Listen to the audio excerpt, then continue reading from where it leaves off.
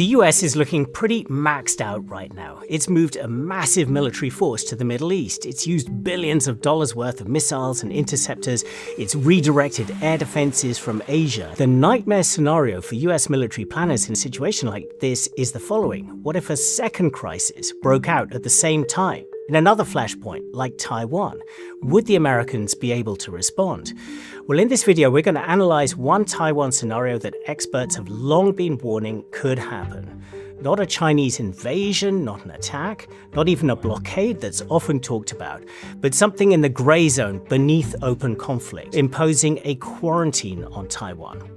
Now that might sound like something from a pandemic, but this would have significant consequences, and it would present the US and the rest of the world with huge dilemmas about how to respond.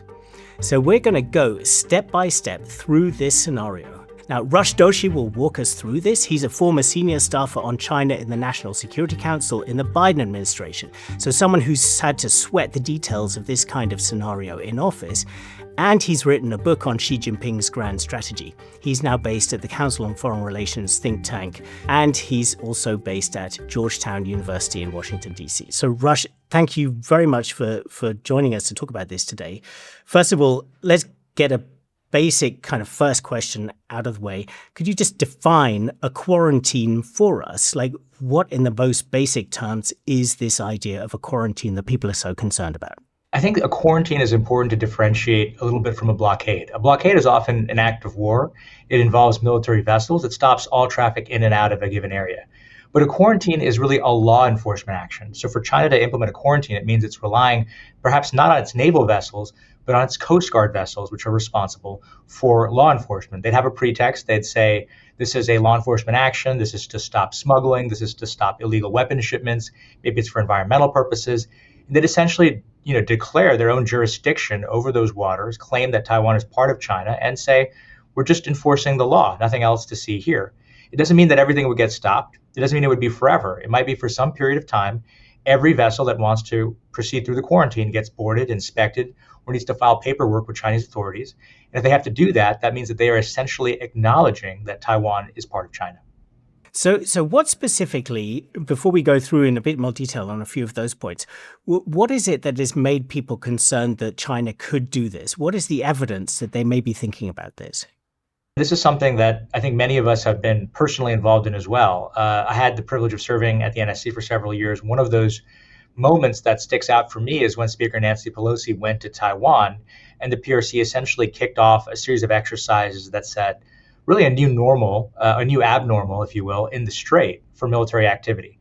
We saw larger numbers of aircraft cross what is the center line between Taiwan and China.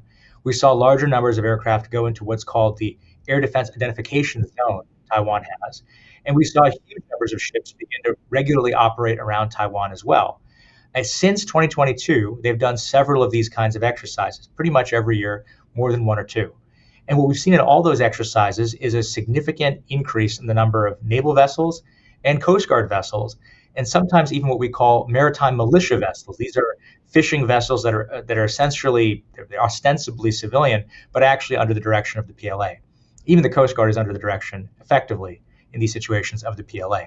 And the PLA is, of course, the People's Liberation Army, the Chinese military, yeah. That's right. So when I say PLA here, I do mean the military. And I think this is an important distinction, Richard, because for China, we might think that there's a distinction between the military and the law enforcement activity in the Strait. That's how it is for many countries. But that's not the case here. The law enforcement arms, the Coast Guard, and potentially the maritime militia, are underneath the military itself as well. So there's a kind of fictitious distinction that matters in these cases. Bottom line is this. We've seen so much military activity and capability. They are rehearsing for quarantines, and they are rehearsing even for blockades. They've declared exclusion zones, no-go zones around Taiwan, and they've basically tried to limit activity in those areas, not by stopping ships and boarding them, but by creating the uncertainty that you might, enter a military live fire zone. Okay, and just to tell our viewers that my colleague Clifford Coonan produced a piece about this maritime militia, which we'll link to in the notes here, that is definitely worth checking out. But so Russia, the The Coast Guard and the maritime militia, these are potential resources that China would be using for this. Could you see, what kind of numbers of vessels might be involved? Would they be focusing on all of Taiwan's ports, just a certain number of the ports? What kind of a scale of action are we looking at here? Well, great question. We can take those in part. I mean, the first question is, what are the assets that China would bring to bear in a quarantine scenario? How big is its Coast Guard? And the truth is, its Coast Guard is enormous. We're talking, probably over 100 vessels. Many of those vessels are effectively as large, in many cases, as military vessels, as destroyers for any other navy. So they call them law enforcement. They are essentially integrated with the Chinese military, and that is what might be involved in the quarantine itself. But let's then ask ourselves, where would the quarantine focus? There's two ways they could do it. They could do a full quarantine of all of traffic into Taiwan's ports, or they could just focus on the ports that are facing the Taiwan Strait, the port on the west of Taiwan, which are much easier for them to quarantine, given that they can operate from the proximity of mainland China. So there's many ways that they can do this. There's also ways that they can do this with very few assets, right? They can simply declare that all vessels have to first stop at a Chinese port or have to first register with Chinese authorities before they can proceed to Taiwanese ports. And if companies don't do it, they might face an economic sanction from China, right? They may be cut off from accessing the China market. That doesn't even require very many vessels. So we have to understand that a quarantine here is a political act in principle. It's a law enforcement act technically, but it's a political act in actuality. Yeah. So before we talk about how, companies operating those vessels and other countries may respond to this, first of all, explain a little bit. You've indicated it already slightly, but what would be the point of this? What is China trying to achieve if it goes ahead with a scenario like this? Yeah, and I think I should take a step back too. And I know we're going to get to a discussion of the implications here, but the reason we're having this conversation is because a quarantine of Taiwan, or God forbid, one day a blockade, would be disastrous for the global economy. It would be, a significant event because of Taiwan's centrality to supply chains. That's why this matters. But why China might do it is different, right? Unlike Iran, which is seeking right now in Hormuz to disrupt the global oil market and impose pain on everybody to get the US to back down, China's intentions here are really about showing de facto political control over Taiwan. They're trying to assert sovereignty in a practical way, really by exercising sovereignty in a law enforcement fashion. Now, this would have the impact of putting pressure on Taiwan economically as well. Taiwan relies significantly on overseas imports, particularly of energy, but also of food. As a direct result, China may be seeking to use a quarantine to put pressure on Taiwan. And I guess I'll make a third point. A quarantine doesn't have to be forever. It could be for 1 week, and then there's a pause, and they could do it again in another week. You could imagine a quarantine being pulsed like an anaconda, essentially around its prey. That too could have the impact of weakening the resolve of Taiwan and the international community. And for the US, it puts us in an interesting position. Are we going to escalate over a law enforcement action, and Beijing will frame it as the most innocuous and anodyne law enforcement action ever? Or are we going to essentially let it go? And if it's the latter, if we let it go, then we give Beijing a significant win in its claim to basically administer Taiwan. Yeah. Well, let's get on to a couple of those questions in a second. But just first of all, a little bit more on the impact. And let's, again, sort of getting our minds into this scenario. Say you're a company operating a shipping vessel which is trying to come into a Taiwanese port. You are confronted by the Chinese Coast Guard saying that they're going to board. What are your options? Yeah, and there's really two dimensions to consider here, Richard. First of all, there's the dimension of the ship captain. Essentially, that person will have to make a decision. And generally speaking, commercial traffic complies with these kinds of requests.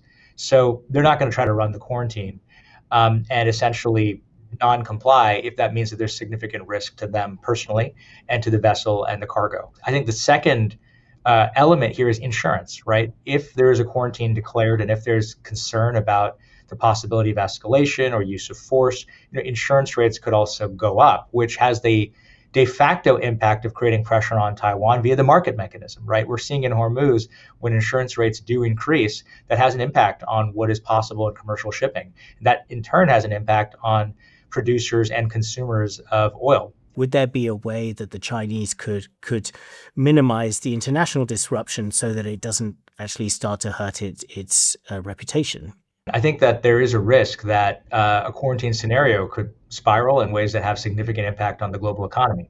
But remember, a quarantine is sort of like a toll booth where they control who gets to come in and sort of, whether there's a fee.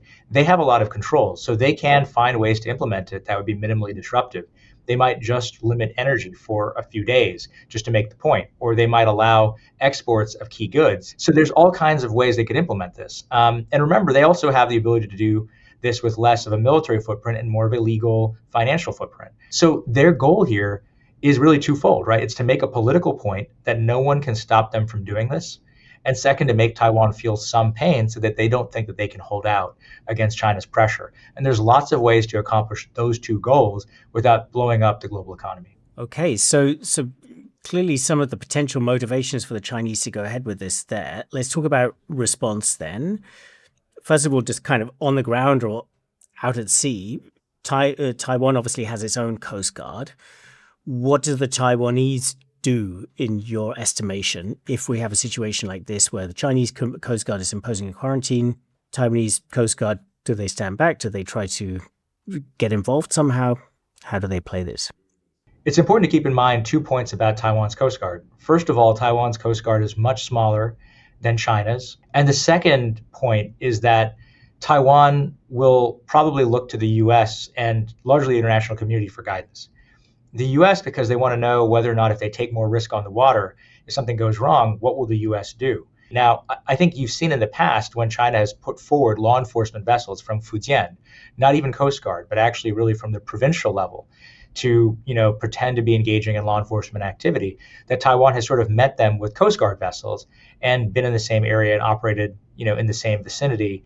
That kind of thing will happen. But then the question is, what happens the moment that a Chinese vessel tries to board a foreign vessel, a commercial vessel? That will be very challenging. I mean, there's not much Taiwan can do about that. Now, from the Chinese perspective, there's a few things more risky than boarding a commercial vessel, especially if that commercial vessel doesn't want to be boarded. Lots of things can go wrong. And even if they are compliant, you can still have accidents. The threat, though, of being boarded that might enforce that compliance. You've referred to the Taiwanese looking to the Americans, so let's take it to that international level.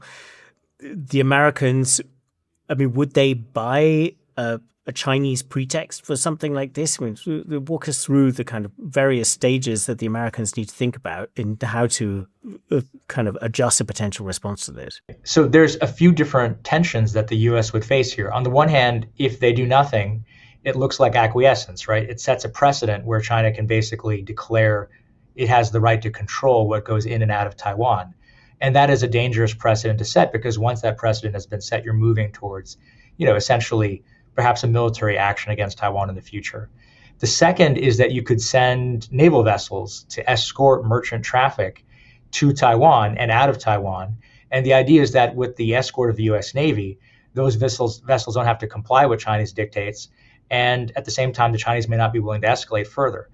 That is a challenging operation. It requires a large number of vessels. Even right now, with so much of our traffic, so much of our force posture right now in the CENTCOM region, given the Iran war, it would still be difficult for the U.S. to engage in escort and convoy, and let alone in the Taiwan Strait. And just to explain to our viewers, the CENTCOM, what is their purview? Right. So CENTCOM would be the region, the combatant command essentially that oversees Iran and a large portion of the Middle East and the waters surrounding it, like the Gulf and the Strait of Hormuz. My point is simply this: if it's hard to do it in Hormuz, it's going to be hard to do it in the Taiwan Strait. And so that second option of convoy is an appealing option. And then finally, there's this question of sort of, economic and legal responses, right? The U.S. can choose to escalate in the economic domain. They can say that those companies that are complying will face X, Y, or Z penalty. And you could see the U.S. threaten significant economic retaliation. And they could do it saying essentially that what China is doing threatens the global economy, and this is a way to reset the baseline and prevent the global economy from being completely derailed. None of these options are particularly appetizing. None of them are easy. None of them are guaranteed to work. All of them carry significant risk, and that's exactly why a quarantine scenario is so dangerous. For China, it carries risk too. The quarantine could backfire. It could be challenged. They could be forced to lose. All of that is a serious problem for China as well. But what you described there with, the US could potentially say to companies, if you comply with that, then you have trouble with us. But then this puts the companies involved in a horrible dilemma, right? Well, exactly. And so then the companies will have to make decisions, and they are very dependent on China-related shipping, but they're also dependent on, shipping to the United States and the financial system and the insurance markets that are broadly controlled by Western countries. And so they're in a tough spot. And just to pick up on one thing you just mentioned earlier about the difficulty for the US potentially of providing a naval escort to ships wanting to get to Taiwan, that would be difficult in the best of times. In a situation right now where you have, you would have simultaneity. If you did have something like, the Chinese imposing a quarantine tomorrow, just as all of these difficulties are going on the Strait of Hormuz, does the US crash right into this phenomenon of overstretch that people have warned about? Right. I think the reality is that, successive administrations have tried to set the Indo-Pacific as the priority theater for military, for military trade-offs. In other words, the idea is that, the flow of assets to the Indo-Pacific should not be interrupted by crises in the Middle East or in Latin America or elsewhere. And that's been hard to sustain. And so if the kind of military assets available to the Indo-PACOM commander, and Indo-PACOM is the combatant command that would be responsible for these operations, if they don't have what they need, then this gets much more challenging. Let's turn to escalation risks, yeah? So what you've described there is pretty much, it going China's way. But you have pointed out that there are all sorts of risks. What are the kind of things that would be, really concerning to military planners? Let's start with the risks China faces, because this isn't just a story of how it would be hard for the US. It's hard for China, right? A quarantine is going to require assuming significant risk and being highly globally disruptive in ways that will tarnish the view of China abroad. And so I think that the biggest risk for China, first of all, is reputational. That if they do this, then they're seen as a highly disruptive actor, and you're going to force companies to seriously consider pulling out of China. And the US can accelerate that. That's the first risk, that this is a serious escalation, and that can provoke backlash. The second risk for China is that what if companies don't comply, or the Taiwanese don't comply? What if they don't make it easy? What if they don't go quietly into the good night, right? In other words, companies can decide to ignore the Chinese quarantine, and then the China has to make a decision. Do they enforce the quarantine at risk of military escalation, loss of life, or even the exposure of China's own naval incompetence potentially, right? If they get this wrong, that's a serious black mark for the military and for President Xi. Or do they let these other companies just flout the blockade, at which point the blockade is meaningless, and the very point China was trying to make, that it has de facto political control over Taiwan, is now undermined, right? And for the US, it's a similar set of considerations, right? If the US does nothing, there's the risk that this becomes normalized. If we do something, or if Taiwan does something, there's the risk of escalation. What then if we do a convoy and the Chinese try to interdict the convoy, and there's a collision? Maybe it's an accident. Maybe there's aircraft that collide. That's happened before, more than 24 years ago, 25 years ago. That could happen again. So those are some of the risks, and those aren't even all the risks that we face in terms of escalation. You did just use the term blockade there. It does kind of like sort of emphasize that it's a little bit of a kind of a gray zone. Like where does a quarantine end and where does a blockade begin? And the international response and the impact on China's reputation is more serious the closer it gets to the vibe or the nature of a blockade rather than a quarantine, right? It's a really good point, Richard. And I misspoke when I said blockade. I meant quarantine, but it just goes to show that these things can sort of blend over time, right? So the quarantine scenario in its pure, elegant, platonic form is essentially a legal action where companies largely comply. A blockade is where the use of force becomes much more relevant. You may even have the military in particular be the instrument of that use of force. In fact, that is what makes it a blockade. And it would be potentially a complete cessation of trade in and out. I mean, you talked about the potential for military escalation, even in this quarantine scenario. If the Chinese are being really well prepared about something like this, is this something that ultimately they would have to only go into if they were prepared to go all the way up that escalation ladder to full-scale military action if things do go pear-shaped? You could imagine a quarantine being sort of the appetizer and the main course being the blockade. or after blockade and invasion, right? This is an escalatory ladder. What we've seen China do is increase gray zone pressure, particularly in the last 5 or 6 years, with a major spike beginning in 2022. That gray zone pressure, and we say gray zone because it's not war, but it's below the threshold of war. It's military pressure. That is the first step, right? The gray zone pressure then sets the stage, as we discussed earlier, for a quarantine one day. And the quarantine could set the stage one day for a blockade or an invasion. And all along the way, the core signal is there's nothing the international community can do about it. So I do think that the quarantine scenario is quite possibly the starting point for something that would be much more escalatory, and that's why it matters. There's one thing kind of looming in the background the last few months that's happened in China is there have been these purges of top military leaders, which have not been explained. They've just happened. Do you think that really raises a serious question over whether the PLA, the Chinese military, is in any fit state to kind of backstop an action like this, even if it would be happening kind of on these lower level areas like the Coast Guard, at least at first? This is an important question, and it's maybe one of the most important questions in Chinese politics. There's probably no more important relationship in China than the relationship between the party and its military, which is the PLA, the People's Liberation Army, which is the armed wing, essentially. And there's probably no more relationship on a personal level than that between President Xi Jinping and whoever is sort of his deputy, his vice chairman, if you will, of what's called the Central Military Commission. The Military Commission runs the military. President Xi is the chairman, but there's always two vice chairmen who kind of are responsible for actually executing the chairman's determinations. And both the vice chairman of the Central Military Commission that we've had since 2022, now they've been purged in the last year. We've lost He Weidong, who was a newer vice chairman, somebody who'd come from the Eastern Theater Command, had a lot of operational experience regarding Taiwan, did a lot of planning regarding Taiwan. And you also then just recently had the purge of Zhang Youxia, who was the more senior vice chairman of the Central Military Commission, a man who had actual combat experience fighting the Vietnamese and who had stature within the PLA, and now he's gone too.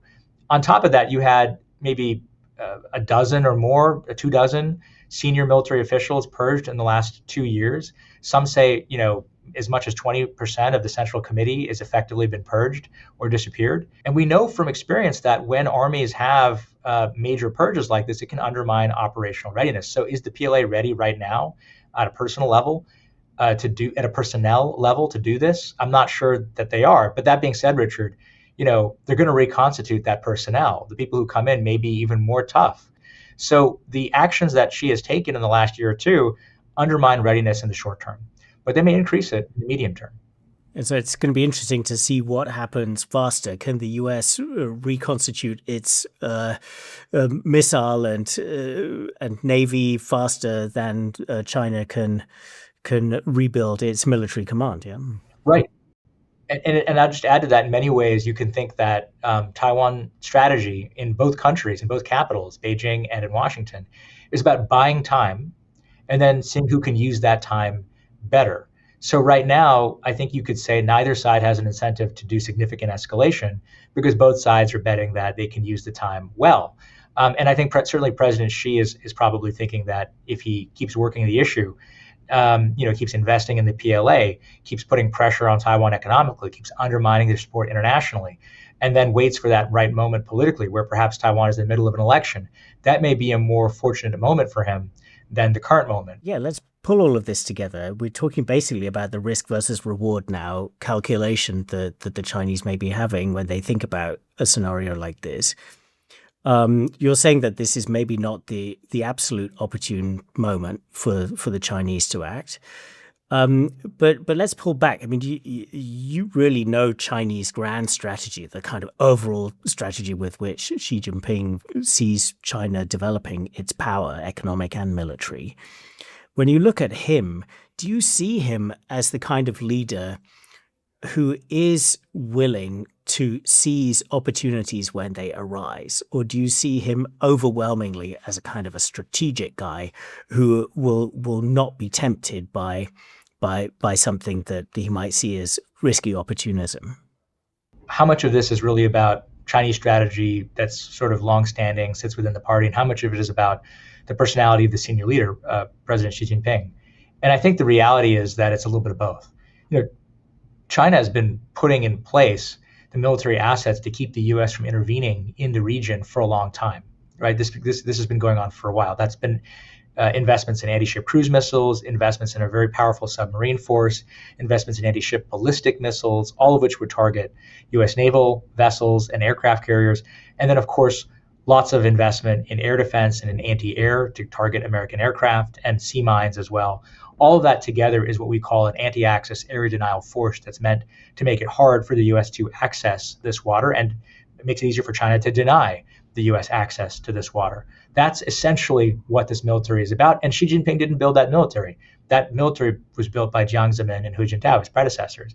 But Xi Jinping will be the person to decide how it's used. And he'll also be the one to decide when it's used.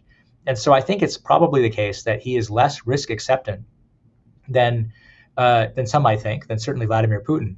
But he's also quite bold when he thinks that the moment is right. And I think the result is that we probably have to ascertain that the question for the US, for Taiwan, for Japan, for the West, is how can you ensure that President Xi Jinping remains deterred, that he doesn't think that today is the day that he should take action. He has said that, unifying with Taiwan is essentially a key pillar of the great rejuvenation of the Chinese nation. That goal, great rejuvenation, is a long-standing nationalist goal that top Chinese leaders have had for generations, since even before the Communist Party was even founded. And so that is the goal that he has. He sees himself as the leader who's going to get that done. And Taiwan is a part of that. Now, that doesn't mean he wants to act tomorrow. It might mean that he takes his time. And as long as he believes that the balance of forces is shifting in his direction, he has some time. And just as a final question, what can other countries do to build that deterrent that you just referred to? Because if we're talking about something that's so deep in the gray zone here that it becomes kind of arguable, or the Chinese would argue that this is totally harmless and just a law enforcement action, how do you deter something that some may see as harmless? We should put each of China's objectives up on the board for us to consider what might make it difficult for them to achieve those objectives and therefore what might deter them, right? If one objective is to show that China has de facto control over Taiwan, it has sovereignty over Taiwan, then it's probably important for the U.S. and its allies and partners to put into place now an economic regime, an economic set of executive orders, punishments, et cetera, that would sort of be available to leadership in a crisis. So if China declares a quarantine, the deterrent toolkit, the economic deterrent toolkit is there for people to reach for. That might involve also, number two, finding ways to stabilize insurance markets. And the third thing that you need to do is consider making Taiwan more resilient.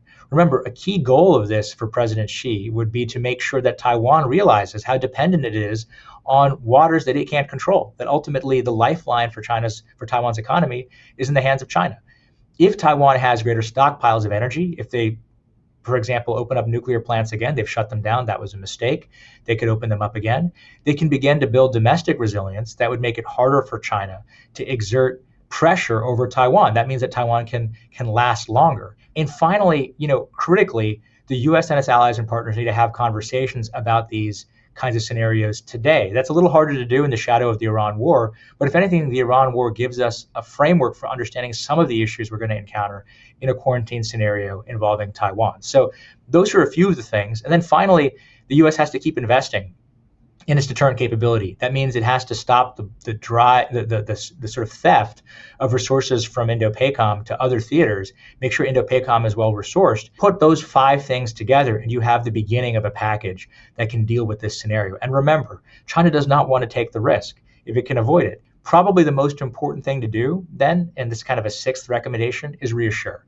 Right? The U.S. has to reassure China that there's no need to do this, that we have no interest in changing Taiwan's status overnight, that Taiwan is not about to declare independence. There's no need to do this. And if you combine the deterrence with the reassurance, you have the pillars of stability. Everybody feels that they can buy more time.